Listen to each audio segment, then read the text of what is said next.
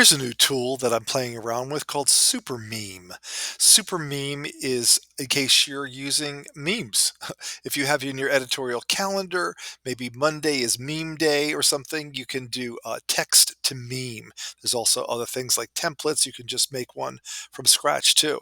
And the way it works is it's pretty just a you put in a prompt in there and then it generates uses AI to generate something for you. So I went ahead and took a tweet of mine about coaching, the best, uh, having a coaching practice, just work with clients that you love. And I pasted it in there and I tried the experiment with an image first.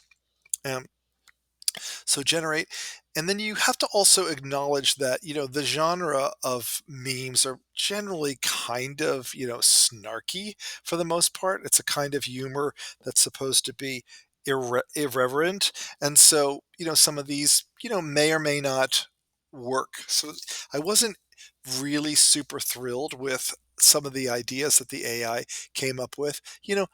You can click on the text, you can edit it, so you're not, locked into any of it.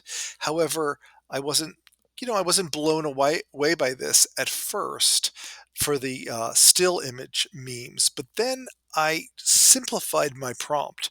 I thought, okay, maybe this is just a little bit too, you know, too has too many layers for a meme. So I just said, I love coaching my clients just to see what it would come up with. And I toggled it over to animated GIF.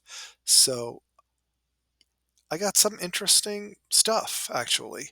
And like all of these tools, I consider AI tools for content to be first drafters, to give you ideas, to inspire you, to make you think, oh, okay, I like that, but let me add my own, real human touch to that.